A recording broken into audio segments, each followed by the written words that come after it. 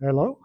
Uh, in this presentation, we're going to see an example of how to evaluate a particular idea in terms of how well it fits into that environment.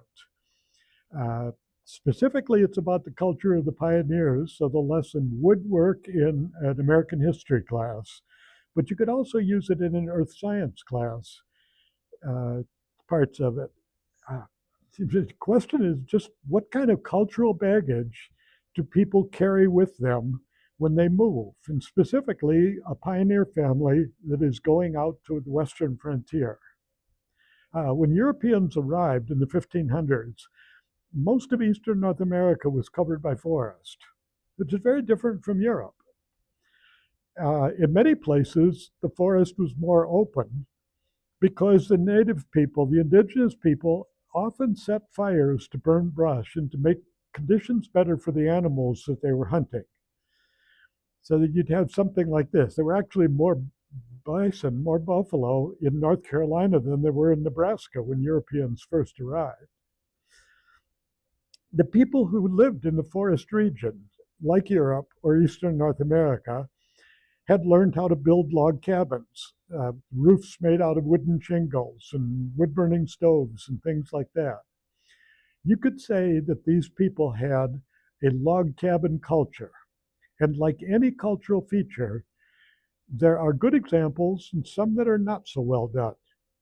The cabin that you're looking at right there looks real sturdy, but it's actually not particularly well made.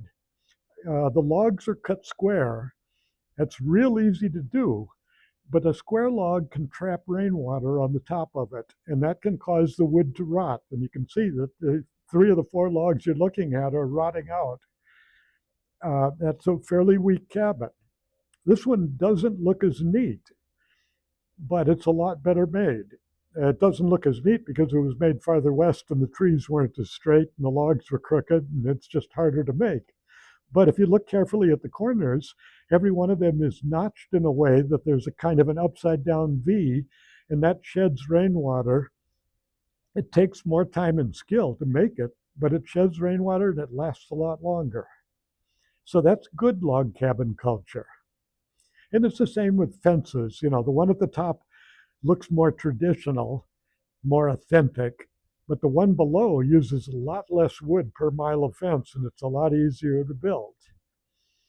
Here's another example of log cabin culture: how to use a log to build a fort that's going to be hard to attack. So let's stop and ask a really key question. Suppose you grew up in this cabin, but when you got up to age, you decided to move farther west. You wanted to claim a free homestead out on the frontier. What would you take in your wagon? Um, let's back up a little bit and define culture. Culture, for our purposes, is shared ideas about how to behave and the tools that you need in order to use those ideas. And if you have that definition, it's kind of an operational definition of culture. We could talk about the culture of the pioneers because you've got a wagon full of tools and you hopefully you've got a head full of mental rules about how to use those tools. So you could stop and you could do this Socratically with your students. What would you have in your wagon? You'd obviously have an axe because you want to chop trees down, you want to clear fields, you want to help build your cabin. You've got a saw, which is going to turn logs into boards so that you can build things like furniture and floors.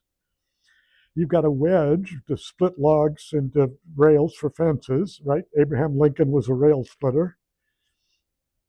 You've got a froe. That's a word your students probably never heard before, but it was a tool needed to split logs into thin sheets so you could make roof shingles out of them.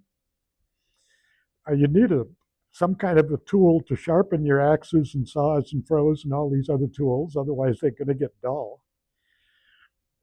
Fire brick to line the chimney because you don't want to have a wood stove inside of a wooden cabin and not have it protected somehow. Nails would be really helpful to fasten boards together so you can build furniture and things like that. And then if you got a hammer, to drive the nails or to pull them out so you can use them again. David Thoreau built a whole cabin out of used nails. The culture just has all kinds of things: corn seeds, apple seeds, cotton seeds, a long rifle, digging well, shovel, spade, pump, pipes, buckets, flint, steel, and so on. Lots of tools, lots of mental rules, lots of skill involved here. You can't carry everything because your wagon won't haul everything. So we made an activity where the students have to decide, what's most important here. And then we got a big question for you. How many of the tools that you've just put in your wagon are any good in this environment? I mean, look at it for a little while. Most of the middle of the United States is a natural grassland. It's too dry for trees. Out here, a corn planter, an axe, a saw, a plan for a log cabin, a wood burning stove, all of that's about as useful as an airplane made out of bricks. Even the animals out here, if you're lucky enough to get close to them, are not likely to fall down after they're shot from a front loading deer rifle. In other words, even the tools you think ought to work aren't going to work as well. So remember our definition of culture. They were shared ideas about how to behave and the tools that we need to use them. I'm going to add another definition. Culture shock is what you feel when you go into a place where your cultural ideas don't fit the environment anymore. In other words, your tools just don't work. And cultural adaptation is changing your ideas so that they fit the conditions around you better. And that gives us another whole bunch of questions that we can ask. Like, what tools do you need if you're going to try to make a farm out on the Great Plains? In other words, out in that natural grassland where there isn't any wood to make a log cabin. And one of the things that they had to learn quickly was how to build a house out of something besides wood. This is a sod house, one that's made mostly out of grass and dirt. And it doesn't look like a particularly nice place to live, but I'm going to suggest to you with a photograph that this is just an example of bad sod house culture, because this is also a sod house. It just happens to be made better. And a little bit later, after people invented a railroad, companies like Sears could make plans and ship the materials out on the railroad to build the kind of houses that you see all over the Great Plains. So you can build a house out of a different material, or you can build a house out of familiar material by learning how to transport that familiar material. But in either case, you've got to make an invention of some kind. There's a great book by a historian called Walter Prescott Webb. It talks about all of the discoveries and inventions that were needed in order to help people live comfortably in a grassland environment. And I'm going to ask you a question without even reading this book. Can you think of some more inventions that you might need? Uh, for example, you need a crop that can grow with less rain than corn needs, because corn won't survive out there. And they looked all over the world and they finally brought wheat over from Turkey. And we now have a crop that can grow out in the plains. You need a steel plow. A guy named John Deere invented a tool that would work in a dry soil that's full of grass roots. It helps to bring a longhorn cow over here, an animal that could eat a tough, dry, tough grass out there. Now you're going to need something to protect your wheat field, so barbed wire was a pretty cool invention to keep your longhorn cows from eating your wheat. And if you've got barbed wire, you're going to need some kind of tool like fencing pliers in order to hold, cut, stretch, and attach the wire. You need some way to get water, and digging a little well isn't going to work like it did out east, because water might be 200 feet down. If your water is way down there, you want to have some kind of a pump. So inventing a windmill that would give you a deep well pump You need a better rifle than you had out east because you've got a treeless environment. It's a lot harder to hunt out here. In other words, there just were a whole lot of new inventions that had to be made before people could successfully move out onto the Great Plains. If you go to almost any county museum all over the Great Plains, you're going to find a celebration of human inventiveness, like all of the different kinds of barbed wire that people invented before Joseph Glidden finally put together one that was both effective and easy to make.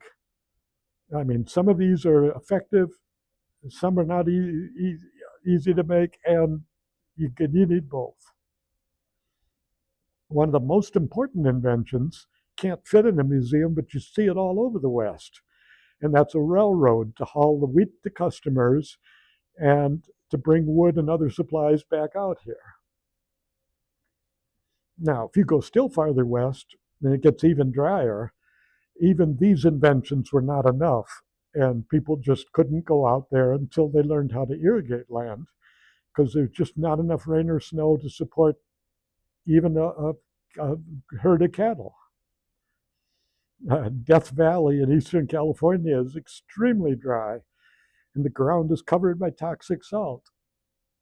In other words, when you take a look at a map of environments, you have to realize that practically every color on that map has got a different group of inventions that are needed as part of the culture that you would use in order to survive in that environment.